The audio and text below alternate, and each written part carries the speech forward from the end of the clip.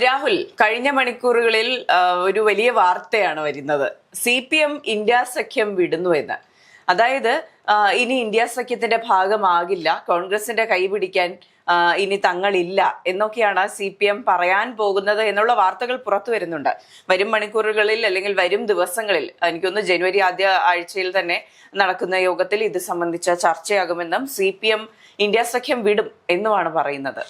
എൻ്റെ ഒരു കണക്കൂട്ടല് CPM India സഖ്യം വിടില്ല എന്നാണ് എനിക്ക് തോന്നുന്നത്. പക്ഷേ ഇതിന്റെ പ്രധാനപ്പെട്ട ഒരു കാര്യം എന്ന് പറയുന്നത് CPM ഇന്ത്യ സഖ്യം വിട്ടു കഴിഞ്ഞാൽ ദേശീയ തലത്തിൽ ആരോടൊപ്പം നിൽക്കും എന്നൊരു ചോദ്യം അവിടെ ബാക്കിയാണ്. പിന്നീടുള്ളത് BJP ആണ്. BJPയോടൊപ്പമാണ് കേരളത്തിലെ ഒരു ഇപ്പോഴത്തെ ഒരു രീതി വെച്ചിട്ട് BJPയോടൊപ്പം പോകാനുള്ള എല്ലാവിധ കാര്യങ്ങളും CPM നടക്കുന്നുണ്ട് എന്നാണ് തോന്നുന്നത്. അത് മാത്രമല്ല, CPM സംബന്ധിച്ച് ഒരുപാട് സംഘർഷങ്ങൾ നേരിടുന്നുണ്ട് CPM അകത്ത്. അത് കേരള ഘടകം മാത്രമേ ഇപ്പം CPM എന്ന് പറയാൻ വേണ്ടിയിട്ട് ദേശീയ തലത്തിലുള്ളൂ.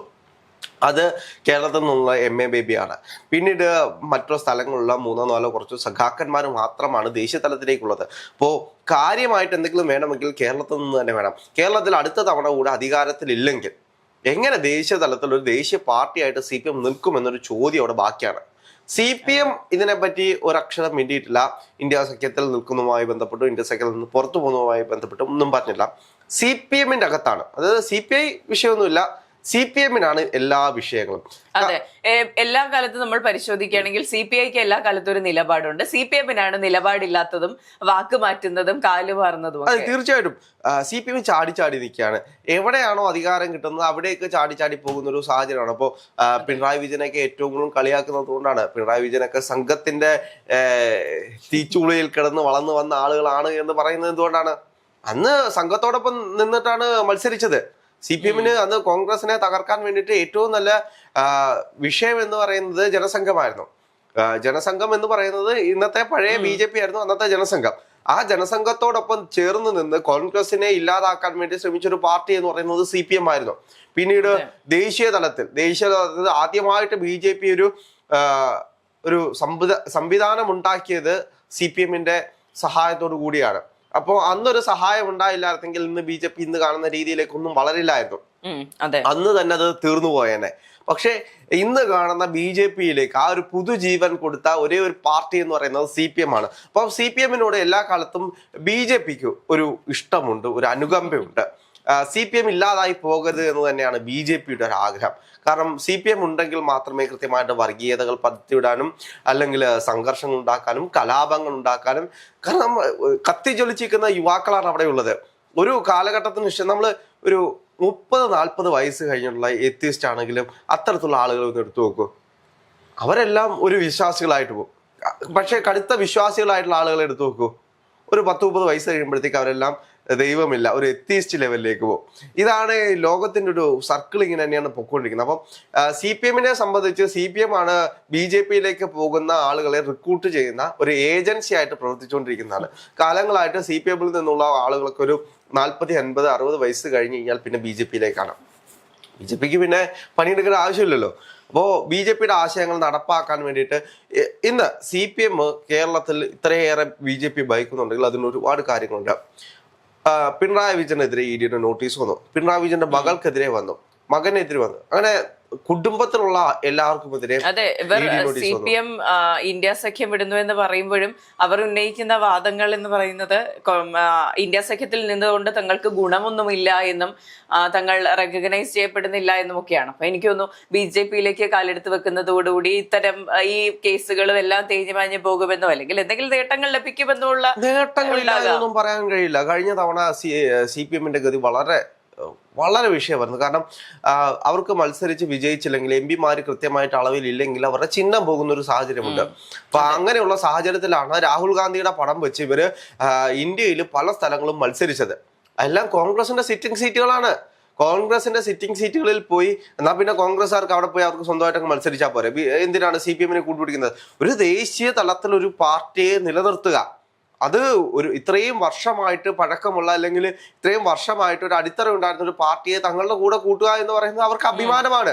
അല്ലെങ്കിൽ അതാണ് ഒരു ഇലക്ഷൻ സ്ട്രാറ്റജി എന്ന് പറയുന്നത്. അല്ലാതെ ഒരു പാർട്ടി നശിച്ചു പോയി കഴിഞ്ഞാൽ അവര് കോൺഗ്രസിലേക്കും BJP-യിലേക്കും മറ്റു പാർട്ടിയിലേക്കും പോകും എന്ന് പറയുന്നതിന്റെ അർത്ഥം എന്താണ്? പക്ഷേ ദേശീയതലത്തിൽ അത് തന്നെയായിരുന്നു, ഒരുമിച്ച് നിന്ന് വർഗീയതയ്ക്കെതിരെ നിൽക്കുക, BJP-ക്കെതിരെ നിൽക്കുക എന്നുള്ളൊരു ഉദ്ദേശത്തോടു കൂടി തന്നെയാണ് ഇവരെല്ലാം കൈകോർത്തതും. സീതാറാം യെച്ചൂരി അടക്കമുള്ള ആൾക്കാരുടെ നേതൃത്വത്തിലായിരുന്നു രാഹുൽ ഗാന്ധിക്കൊപ്പം നിന്ന് ഇന്ത്യ മുന്നണിയിൽ നിന്നിരുന്നത്.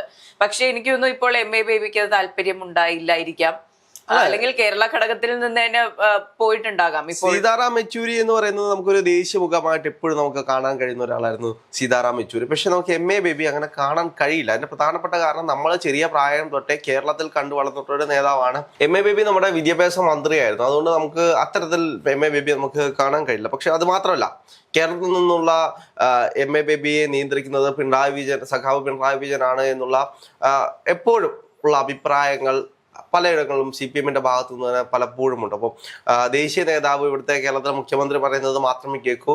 മുഖ്യമന്ത്രിയുടെ ഒരു പെറ്റാണ് ദേശീയ നേതാവ് എന്നുള്ള രീതിയിലും ഒരുപാട് കാര്യങ്ങളുണ്ടായിരുന്നു. അപ്പോൾ എന്ത് തന്നെയാണെങ്കിലും CPM-ന്റെ ഒരു നിലപാട് CPM-നെ തന്നെ ചിലപ്പോൾ പൂട്ടുന്ന ഒരു സാഹചര്യത്തിലേക്ക് പോകും. എന്ത് തന്നെയാണെങ്കിലും CPM-ന് തെളിയിക്കേണ്ടതുണ്ട്. തങ്ങൾക്ക് ഇത്ര വോട്ട് ഷെയർ ഉണ്ട്, ഇത്ര MP-മാരുണ്ട്, MLA-മാരുണ്ട്, ഇതെല്ലാം തെളിയിക്കേണ്ടത് CPM-ന്റെ ഉത്തരവാദിത്തമാണ്. അതിന് CPM-ന് കഴിഞ്ഞില്ലെങ്കിൽ എന്ത് ചെയ്യും? അടുത്ത തെരഞ്ഞെടുപ്പിൽ കേരളം CPM-ന് കിട്ടുന്നില്ല, MP-മാര് കൃത്യമായിട്ടില്ല, ബാക്കിയുള്ള MP-മാരും കൂടെ തോൽവിയിലേക്ക് പോവുകയാണെങ്കിൽ 5 കൊല്ലം കൊണ്ട് CPM എന്ന് പറയുന്ന പാർട്ടി ലോകത്തില്ലാതായിപ്പോ. പിന്നീട് പാർട്ടിക്ക് കൊടിയില്ല, ചിഹ്നമില്ല, ഒന്നുമില്ലാത്തൊരു സാഹചര്യത്തിലേക്ക്, വെറും പ്രാദേശിക പാർട്ടികളുടെ കൂട്ടത്തിലേക്ക് CPM ഒതുങ്ങുന്ന ഒരു സാഹചര്യം നമ്മൾ കാണേണ്ടി വരും. അതെ, യോഗത്തിൽ ഇത്തരത്തിൽ ഈ വാദങ്ങളെല്ലാം ഉന്നയിച്ചതിന് ശേഷം ഇവർ, എനിക്ക് തോന്നുന്നു, ലോജിക്കലായിട്ട് ചിന്തിച്ചു കഴിഞ്ഞാൽ ഇന്ത്യ സഖ്യം വിടാതിരുന്നാൽ CPM കേരളത്തിലെങ്കിലും നിൽക്കാനുള്ളൊരു ഇതുണ്ടാകും എന്നുള്ളതാണ്. അല്ല, ദേശീയ പാർട്ടിയാണ് എന്ന് പറയാലോ. CPM എപ്പോഴും കോൺഗ്രസിനോട് വയ്ക്കുന്ന, നിങ്ങൾ എത്ര സംസ്ഥാനത്തിൽ ഭരിക്കുന്നുണ്ട്, നിങ്ങൾ ദേശീയ പാർട്ടിയാണോ? കോൺഗ്രസ് പറയും ഞങ്ങൾ ഭരിക്കുന്നില്ലെങ്കിൽ ഞങ്ങൾ ദേശീയ പാർട്ടിയാണ്, ഞങ്ങൾക്ക് ഇത്ര വോട്ട് ഷെയർ ഉണ്ട്. പക്ഷെ CPM-ന് അങ്ങനെ പറയാൻ കഴിയില്ല. കേരളത്തിൽ മാത്രം വോട്ട് ഷെയർ ഉള്ള ഒരു പാർട്ടിയായിട്ട് CPM മാറിക്കൊണ്ടിരിക്കുകയാണ്. കേരളത്തിൽ അത്രയും വോട്ടുകളുണ്ട്. ഒരു വോട്ട് ഷെയർ കാണിക്കാൻ പറ്റുന്ന തരത്തിലുള്ള വോട്ട് ഷെയർ കേരളത്തിലുണ്ട്. അടുത്ത നിയമസഭാ തെരഞ്ഞെടുപ്പിൽ ആ വോട്ട് ഷെയർ CPM-ന് കിട്ടിയില്ലെങ്കിൽ CPM എന്ത് ചെയ്യും? ഒന്നും ചെയ്യാനില്ല. ലാസ്റ്റ് ഒരു പ്രാദേശിക പാർട്ടിയായിട്ട് കേരളത്തിൽ അങ്ങോട്ടും ഇങ്ങോട്ടും ഇപ്പൊ ജോസ് കെ മാണി കോൺഗ്രസ് നിന്ന് CPM-ലേക്ക് പോകുന്നു. ഇപ്പോ ഒരുപാട് പാർട്ടികളുണ്ടല്ലോ, CPM-ൽ നിന്ന് കോൺഗ്രസ് നിന്ന് CPM-ലേക്ക്, CPM-ൽ നിന്ന് കോൺഗ്രസിലേക്ക്, BJP-യിലേക്ക്, ഇങ്ങനെ ചാടി കളിക്കുന്ന ഒരുപാട് പാർട്ടികളുണ്ടോ?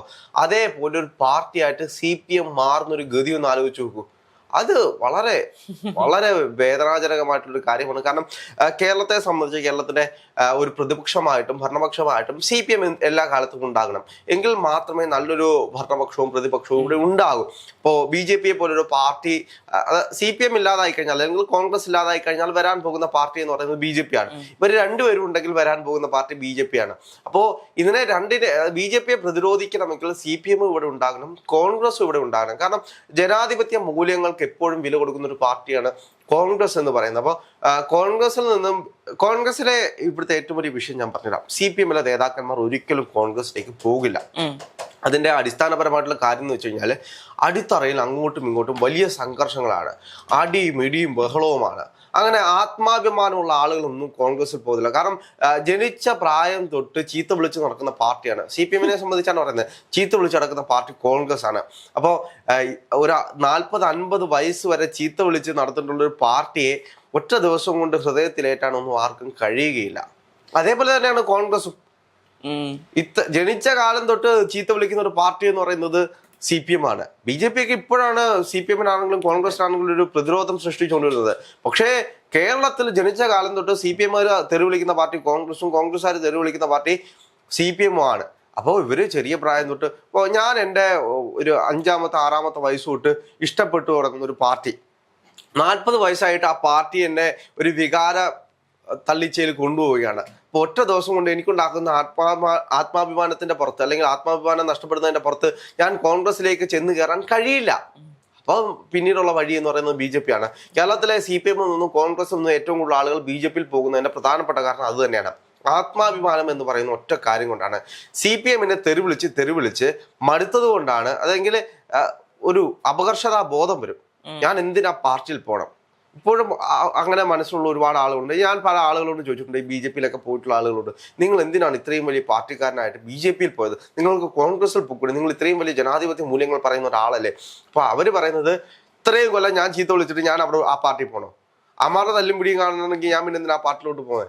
അതിൽ നല്ല ഇവിടെ കാണുന്ന നിൽക്കുന്നതാണ് എന്ന് പറയുന്ന രീതിയിലേക്ക് ആളുകളുടെ മനസ്സ് മാറി തുടങ്ങി.